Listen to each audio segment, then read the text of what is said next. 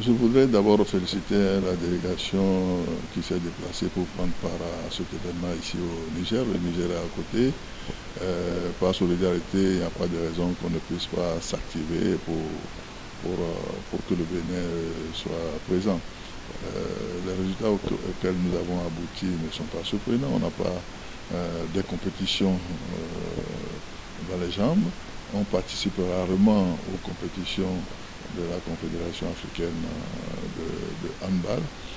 C'est ce que j'ai indiqué à mes amis de la fédération. Je pense qu'il urge de s'asseoir pour que nous puissions faire le point quelque part et faire des propositions, n'est-ce pas, au ministre en charge des sports. Il y a des stratégies qui sont développées.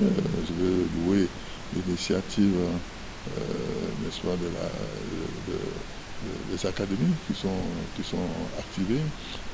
Je pense qu'on peut repenser la chose et faire des propositions au ministre. J'espère que cela se fera et qu'un document concis lui sera soumis pour qu'il puisse en tenir compte afin que, franchement, nous puissions bénéficier réellement des fruits de cette initiative.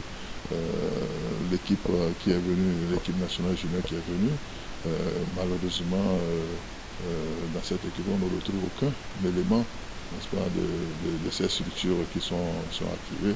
Cela veut dire qu'il y a un problème réel. Il n'y a pas de honte à cela. Il faudrait qu'on s'asseye pour évaluer et essayer de réorienter les choses et trouver les gens adéquats pour assurer la formation des jeunes. C'est très difficile de former les jeunes. Moi, je pense qu'il est plus facile d'entraîner une équipe senior que d'encadrer une équipe de catégorie d'âge. Il faut donc des gens qui ont le profil adéquat pour assurer la formation des jeunes. Je pense qu'il faut s'inscrire dans cette démarche.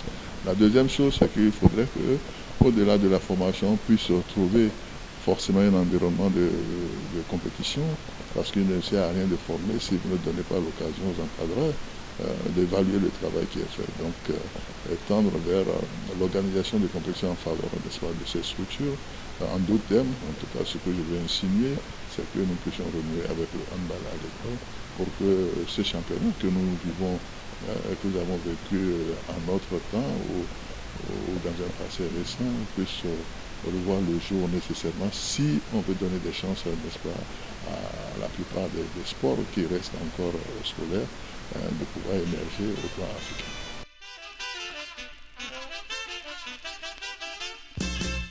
Je ne dirais qu'un seul mot, la volonté politique. Je ne dirais pas plus, c'est une question de choix.